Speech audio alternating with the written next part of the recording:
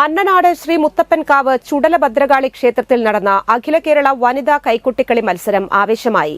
ഇപ്പോഴത്തെ പുതിയ തരംഗമായി മാറിക്കൊണ്ടിരിക്കുന്ന വനിതകളുടെ കൈക്കുട്ടിക്കളി കാണാൻ ശക്തമായ മഴയത്തും വൻ തിരക്കായിരുന്നു.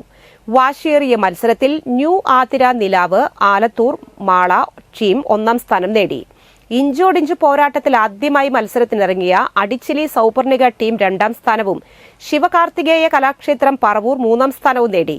13 ടീമുകൾ പങ്കെടുത്ത അതിഗംഭീര മത്സരം ഉച്ചതിരിഞ്ഞ് 2 മണിക്ക് ആരംഭിച്ച് രാത്രി 10 മണിയോടെയാണ് സമാപിച്ചത്. ഒരു ടീമിന് 2 പാട്ടുകളായിരുന്നു ഉണ്ടായിരുന്നത്.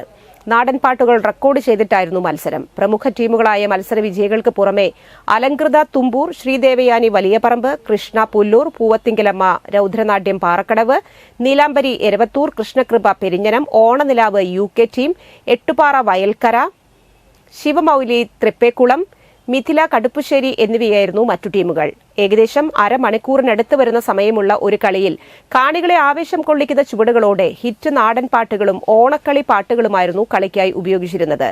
കാടുകുറ്റി പഞ്ചായത്ത് പ്രസിഡന്റ് ഫ്രിൻസി ഫ്രാൻസിസ് ഉദ്ഘാടനം ചെയ്തു. സമാപന സമ്മേളനത്തിൽ panchayat vice president PC Ayyappan സമ്മാനദാനം നിർവഹിച്ചു. ഒന്നാം സമ്മാനക്കാർക്ക് 30,000 രൂപയും PC അപ്പു മെമ്മോറിയൽ എവറോളിംഗ് ട്രോഫിയും, രണ്ടാം സ്ഥാനക്കാർക്ക് 20,000 രൂപയും ഇരിങ്ങാലക്കുട രാജ മെമ്മോറിയൽ ട്രോഫിയും, മൂന്നാം സ്ഥാനക്കാർക്ക് 15,000 രൂപയും അന്നനാട് ശ്രീ മുത്തപ്പൻകാവ് ചുടല ഭദ്രകാളി ക്ഷേത്രം വക ട്രോഫിയുമാണ് നൽകിയത്.